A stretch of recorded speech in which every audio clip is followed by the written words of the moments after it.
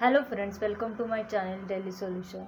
आज आपण पाहणार आहात इयत्ता 9वी मराठी बालभारतीचा 11वा पाठ यामधला आभाळातल्या पाऊलवाटा याचा स्वाध्याय. तुम्हाला जर माझा व्हिडिओ आवडला तर लाईक आणि सबस्क्राईब करायला विसरू नका. स्वाध्याय आहे त्यातला प्रश्न क्रमांक 1. पक्षी स्थलांतराच्या अभ्यासाच्या वाळी अडकवण्याच्या पद्धतीचा घटनाक्रम लिहा.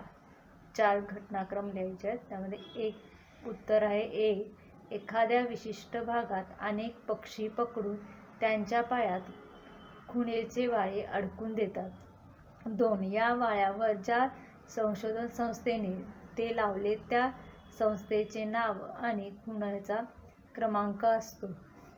कोणत्या क्रमांकाचे वाळे कोणत्या पक्षाला कोठे आणि केव्हा लावले याची संस्थेकडे नोंद असते. 3.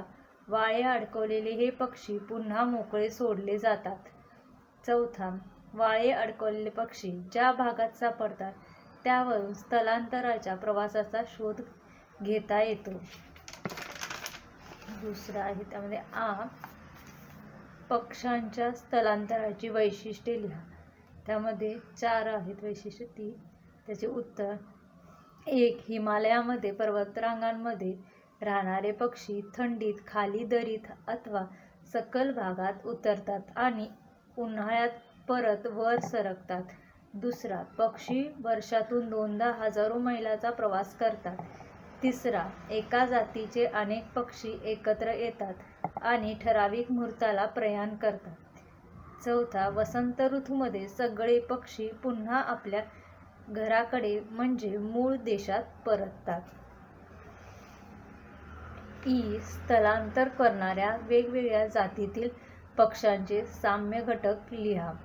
ते 4 लिहायचे आहेत. पहिला, सर्व जातीतील पक्ष्यांच्या स्थलांतरित करण्याची मूळ प्रेरणा म्हणजे अन्नाचे दुर्भिक्ष.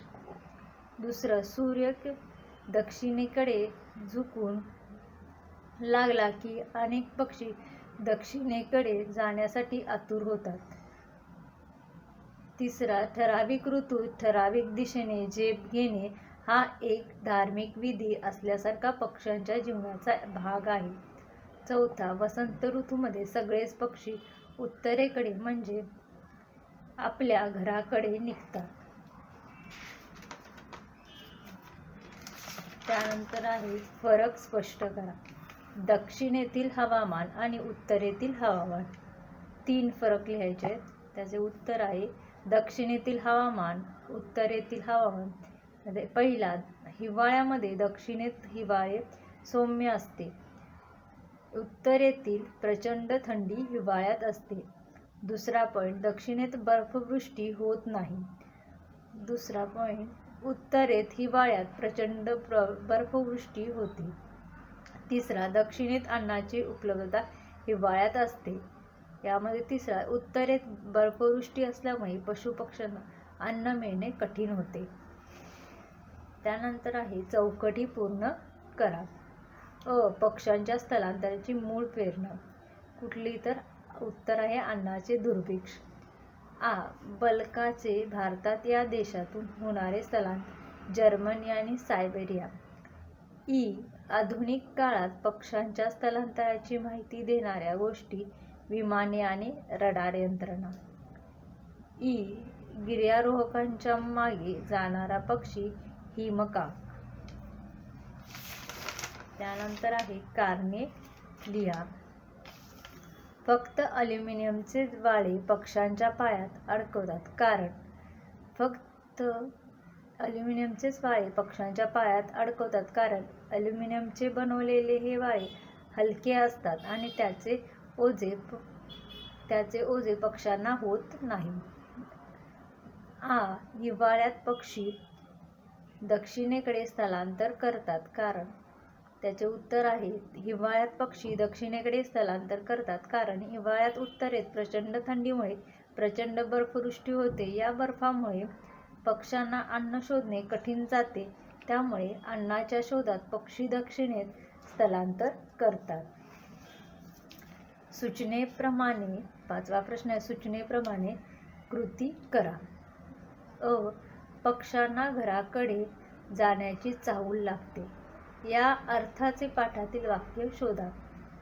वसंतागमनाला सगळेच पक्षी अनामिक ओळीने आपल्या उत्तरेतल्या घराकडे निघतात. आ. जर्मनी आणि सायबेरिया हे उत्तर येईल असा प्रश्न तयार करा. भारतात श्वेतपलक व बदके कोणकोणत्या देशातून येतात? इ. वाळे अडकवलेले पक्षी मोकळे सोडले जातात. अधोरेखित शब्दाचा विरुद्धार्थ शब्द वापरून वाक्य पुन्हा लिहा. अधोरेखित केले आहे मोकळे. याचा उत्तर वाळे अडकवलेले पक्षी बंदिस्त ठेवले जात नाही.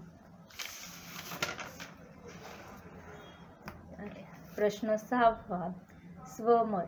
एक प्रश्न. पक्षी निरीक्षणातून पक्ष्यांच्या जीवन पद्धतीसंबंधी तुमची मते सविस्तर लिहा. उत्तर आहे पक्षी हे समूहाने राहतात. पक्षी हे वातावरणातील बदलाप्रमाणे स्थलांतर करतात. हिवाळ्यामध्ये उत्तरेत बर्फ पडतो, त्यामुळे अन्न मिळवणे कठीण होते. यामुळे अन्नाच्या शोधात सर्व पक्षी दक्षिणेत येतात. पक्षी अंडी देतात, त्यातून बाहेर येणाऱ्या पिलांचे रक्षण नर मादी मिळून करतात. त्यांचे थोडे मोठे होईपर्यंत संगोपन करतात. पिले मोठी झाल्यावर घरटे सोडावे लागते. पक्षी हे मोकळ्या वातावरणात रममाण होतात. तसेच सर्व पक्ष्यांचे आयुर्मान वेगवेगळे असते. दुसरा प्रश्न आहे तुमच्या मते मानवी जीवन व पक्षी जीवन यांच्यामधील महत्त्वाचे साधर्म्य उदाहरण लिहा. दुसरं उत्तर आहे त्याचं मानवी जीवन व पक्षी जीवन यांच्यामधील साधर्म्य. माणसे जसे आपल्या मुलांसाठी सर्व काही म्हणजे मुलांनी सांभाळतात, तसेच त्यांचे संगोपन करतात. त्यांना काय हवे नको ते पाहतात, तसेच त्यांचे रक्षण करतात. त्याप्रमाणे पक्षीही आपल्या पिलाचे पालनपोषण करतात, त्यांना अन्न पुरवतात, तसेच दुसऱ्या पक्ष्यापासून रक्षण करतात. पक्ष्याची पिले मोठी झाल्यावर घरटे सोडतात. जसे मानवाची मुले शिक्षण पूर्ण झाल्यावर नोकरी करण्यासाठी आपली घरे सोडतात, मात्र माणसाची मुले आपले आई वडीलशी संबंध ठेवतात. पक्षी आणि माणसे हे दोघेही कुटुंबवत्सल आहेत. त्यामध्ये आता 7वा प्रश्न आहे अभिव्यक्ती. प्रश्न 1. पक्षी जाय दिगंतरा ही उक्ती पाठाच्या आधारे तुमच्या शब्दात स्पष्ट करा. पक्षी जाय दिगंतरा या संत जनाबाईच्या अभंगातील ओळ आहे. या कवितेचा अर्थ पक्षी कितीही दूरवर उडू देत पण त्याचे लक्ष हे पिलापाशी असते. या पाठात केलेल्या वर्णनानुसार पक्षी हे अन्न शोधण्यासाठी उपजीविकेसाठी हजारो मैल अंतर पार करतात. या पक्ष्यांना आपल्या पिलांची काळजी असते. हिवाळ्यात उत्तरेत अतिवृष्टीमुळे अन्नाचे दुर्भिक्ष निर्माण होते. यामुळे पक्षी आणि त्यांच्या पिलांवर उपासमारीची वेळ येऊ नये म्हणून सर्व पक्षी एकत्रपणे स्थलांतर करतात. या प्रकारे सर्व पक्षी आपले आणि आपल्या पिलांचे रक्षण करतात. दुसरा आहे तुम्हाला पक्षी मित्र बनायला आवडेल काय? तुमचे मत सकारण लिहा. त्याचे उत्तर आहे हो, मला नक्की आवडेल पक्षी मित्र होणे. जर मी पक्षी मित्र झाले तर पक्ष्यांच्या अडचणी शोधून त्या अडचणी दूर करण्याचा प्रयत्न करेन. पक्ष्यांची मदत करून त्यांचे जीव वाचवता येईल. आजच्या जगात वृक्षतोड, प्रदूषण, मोबाईल टॉवर्स यामुळे पक्ष्यांची संख्या कमी होते. काही दुर्मिळ पक्षी नष्ट होत आहेत. सर्व नागरिकांचे पर्यावरणाचे रक्षण व संवर्धन करणे कर्तव्य आहे. Thank you for watching video. Please like, share and subscribe. Thank you.